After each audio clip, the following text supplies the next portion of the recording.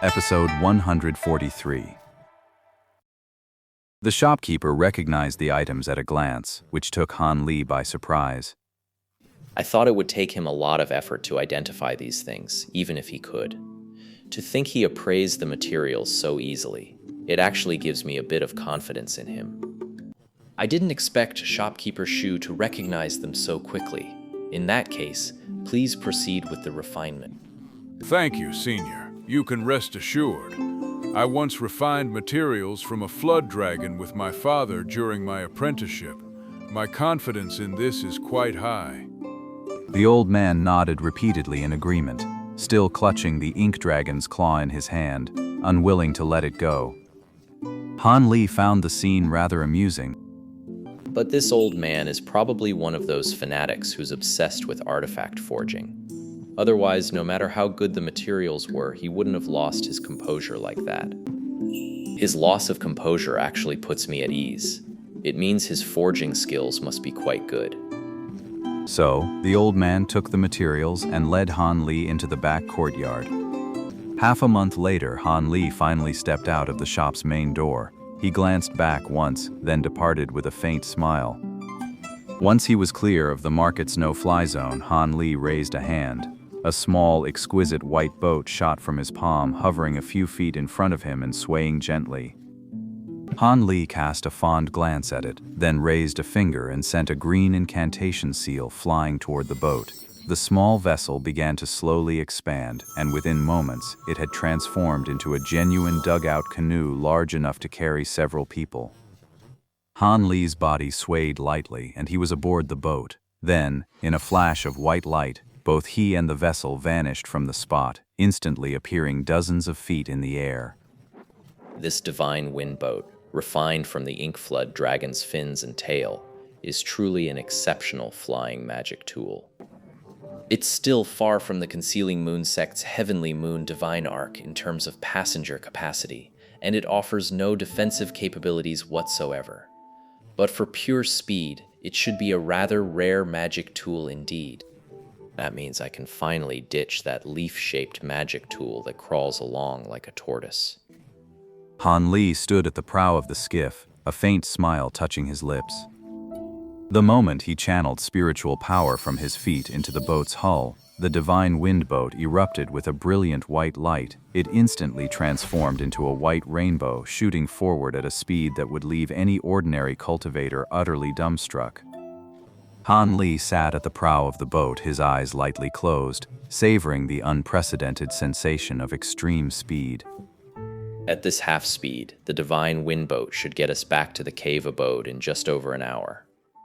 Then, once I set up the weakened inverted 5 elements formation, I can cultivate in complete safety.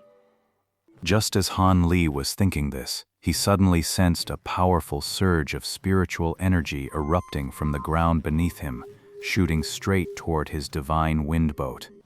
He had no idea what it was, but the sheer scale of the spiritual power he felt told him everything. If that thing hit the boat, it would be destroyed, and he along with it.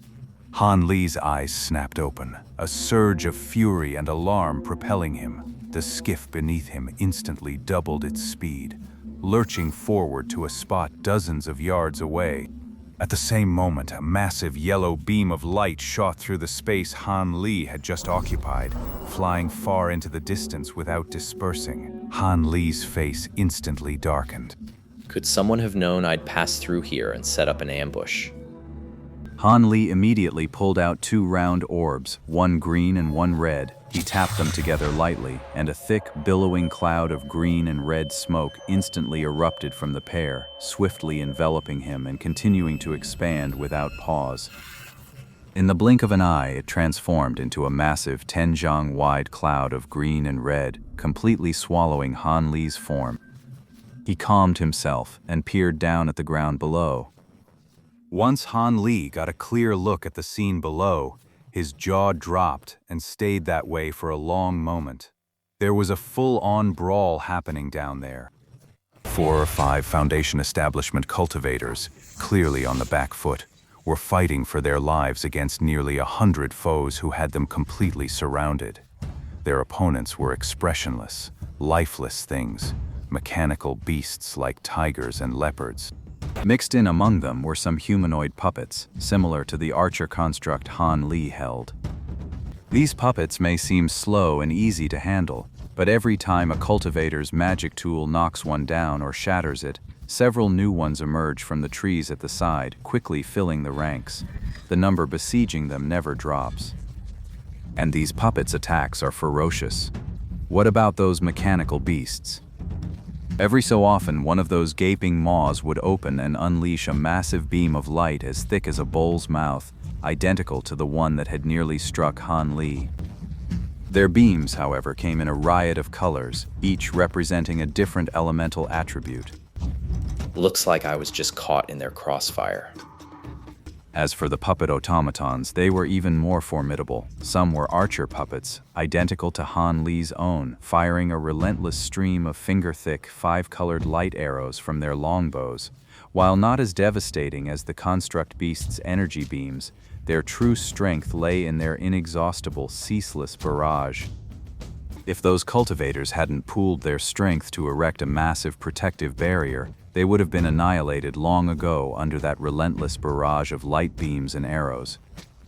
But the real headache came from the close combat puppets wielding swords and blades.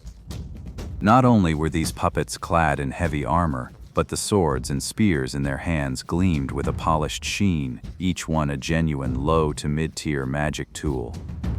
Though they numbered only a dozen or so, they completely surrounded the light barrier. Their relentless hacking and stabbing left the shield flickering and on the verge of collapse. If not for the two cultivators constantly stationed there, reinforcing the barrier with their magic power, the puppets would have shattered it countless times over. The problem wasn't a lack of magic power, it was that they genuinely had no way to deal with these puppets. After all, they were cultivators who had reached the foundation establishment stage. Not only did they possess immense magic power, but the magic tools in their hands were also incredibly potent. In just that short span, they had already disabled 30 or 40 puppets. But no matter how powerful their magic tools were, the puppets within the trees seemed endless, replenishing themselves in a constant, unbroken stream. They were waging a war of attrition. And the more the cultivators fought, the colder their hearts grew.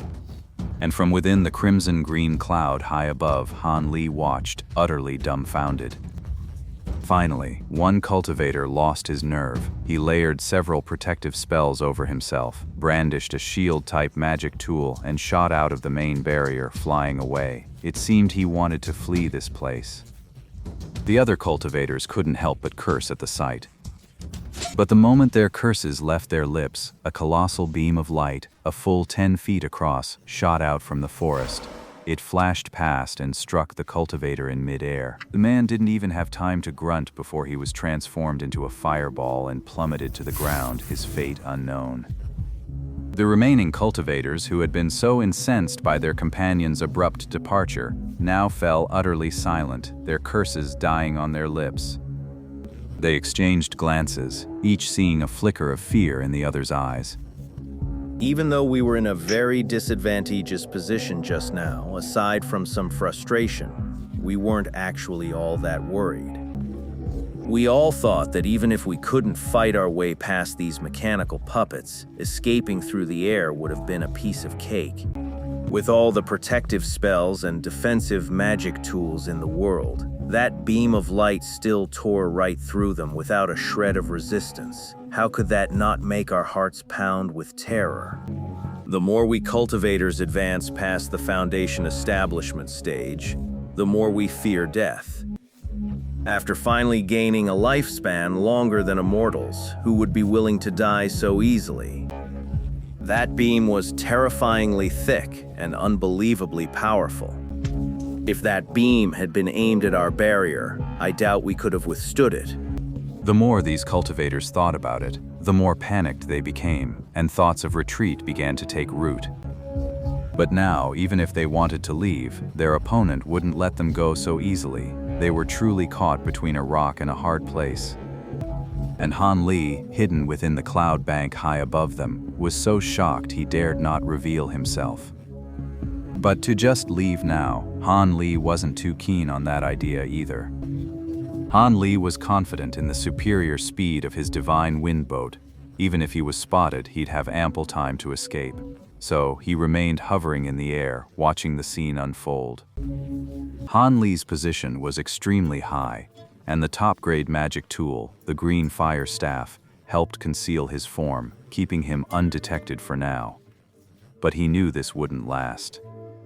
Just as Han Li was worrying, he suddenly spotted a patch of low, gray cloud floating not far above him. He was overjoyed and immediately began to drift slowly toward it. In the end, he slipped both himself and his protective cloud barrier right inside, completely concealing his presence. With his worries behind him, Han Li could now focus his full attention on the battle unfolding below. Clearly, that supercharged beam of light had shattered the confidence of these Foundation establishment cultivators in a single blow. So, while they continued to unleash a flurry of magic tools, making it seem like a fierce battle, to Han Li's eyes, their power was far less potent than it had been at the start. It's clear everyone's got their own agenda, refusing to truly unite against the enemy. Just as Han Li was shaking his head in silent disapproval, one of the older cultivators inside the protective barrier seemed to realize the problem too. He suddenly shouted toward the woods. Are you truly determined to wipe us all out? We are disciples of several sects from the state of Yuan Wu. Kill us, and you'll be making an enemy of the entire Yuan Wu cultivation world. Aren't you afraid of bringing a death sentence upon yourself? Killing me. If you'd said that before I killed that fool who tried to fly away, I might have given it some thought. But since one person is already dead, offending one is the same as offending them all. Might as well kill them all. That way, perhaps no one will ever know about this. We mean no harm. If you're willing to cease hostilities, we swear we'll keep this matter confidential. Swear an oath. I don't buy that for a second. You've been skulking after me for ages now, and you claim you meant no harm. Oh, what then? Were you planning to invite me to dinner?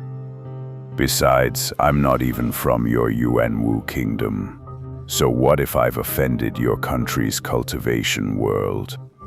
Or perhaps you'd like to follow me back to the Thousand Bamboo Sect's main altar to demand justice. If that's truly the case, then I must say I admire the sheer nerve of your elders.